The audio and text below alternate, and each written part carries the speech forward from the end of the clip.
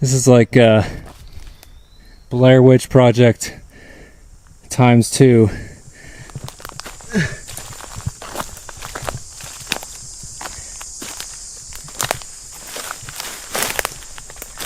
I also should not have worn shorts because there could be ticks around here, and I do not want that. But anyway, so people obviously have been here. Hey guys, welcome back to another episode of Infamous. My name is Harmon, and today's episode features yet again another family murder. The date was March 9th, 1933, just outside of Estherville, Iowa. 33-year-old Joe Berven killed his wife and their 3 kids. The 3 kids were Elmer, Ramona, and Julius. They were 6 years old, 2 years old, and 1 year old. So they all were obviously very, very young. Joe Berven's wife, Edna, and she was 25 years old. So what's interesting is that Joe Berven, he didn't actually end up shooting them, as a lot of family tragedies happen. He actually ended up using the butt of the gun, basically bludgeoned them to death. Those that knew Joe described him as extremely lazy and incompetent. And I'll get into it later, but basically he had a very low IQ, it sounds like, and just did not have a very good work ethic. He kind of bounced around, did some little jobs here and there for some people, but he would always either get fired or quit because he couldn't handle it or didn't want to handle it. So the day of the murders, March 9th, 1933, the family were having some sort of like get-together with some other people, I believe, and the Bervens were kind of in charge of getting some of the food ready and some of the desserts ready. It doesn't say much in the article, but it sounds like the family were getting stuff ready in the house. Joe was outside. Joe said something to the effect of like that he couldn't sit with the other people at the table because he wasn't a working man and they were. So after that, the family were still getting stuff ready in the house. And as far as I can tell, I think that's when he went in and killed them all. After he killed his family, he went to the Allen Anderson house, which is like one of their next door neighbors that they used to hang out with a lot. And he went there and said this: "Ladies and gentlemen, you can now go and view the corpses." That is exactly what he said. After he told basically his friend that he killed his family and that he could go over there and check it out for himself, he randomly climbed up on top of the windmill and kind of refused to come down at first. After they got him down, the police were able to come, and of course they arrested him on 4 counts of murder.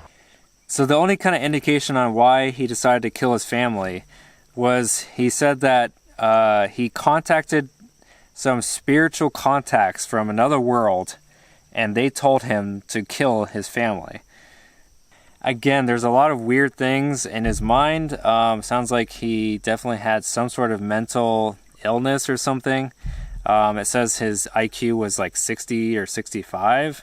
After he was arrested, it sounds like he was put in like a facility, like a asylum where they would put people who had mental illnesses back in that time. As of 2020, obviously he would be dead anyway. He wasn't buried with his family in the cemetery. So again, I don't know what happened to him. He obviously died somewhere, but just a really crazy and sad story. Now I'll attempt to find the actual farmhouse and shed that their property was on. The actual farmhouse was torn down, and so the only remnants is really the shed. And so I got some directions from the librarian. She kind of gave me a little pinpoint area. So I'll do my best.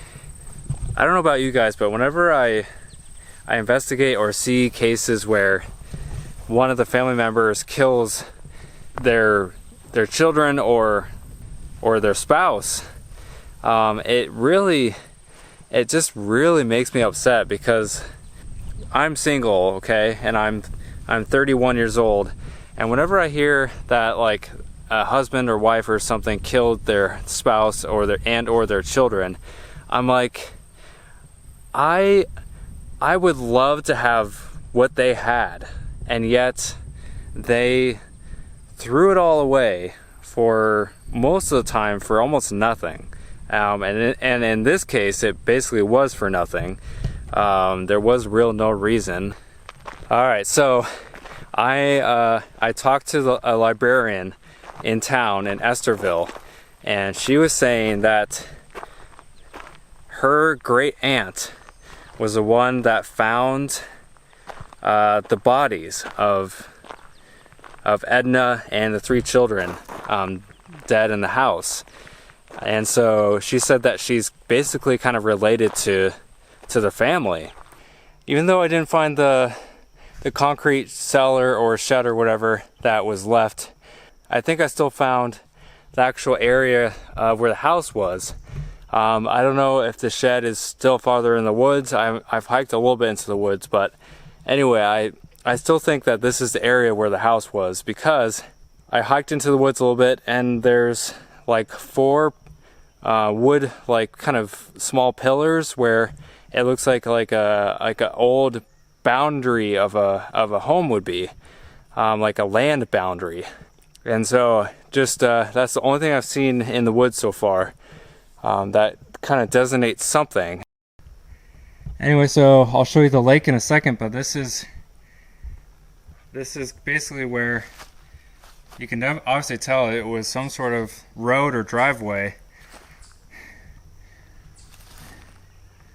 which makes me believe that, you know, the house and shed and all that could have been right, you know, somewhere back here. Obviously it was almost 90 years ago, so basically almost all these trees would not have been here, or most of the trees would not have been here. But yeah, I was told that the house and shed and all that were somewhere that looked across to like an island, and of course that's the island.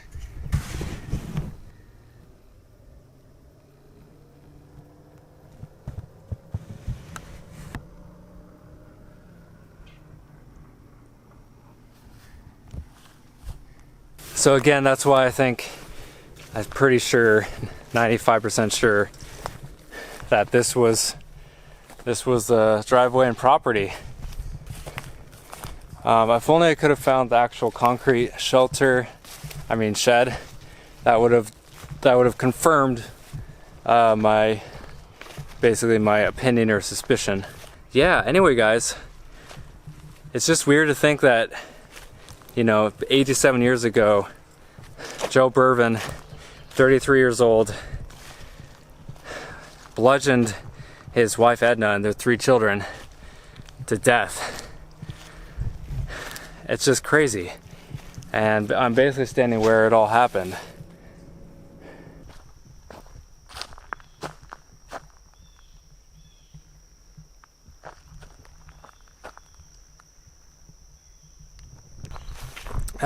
Anyway, if you're new around here, my name's Harmon.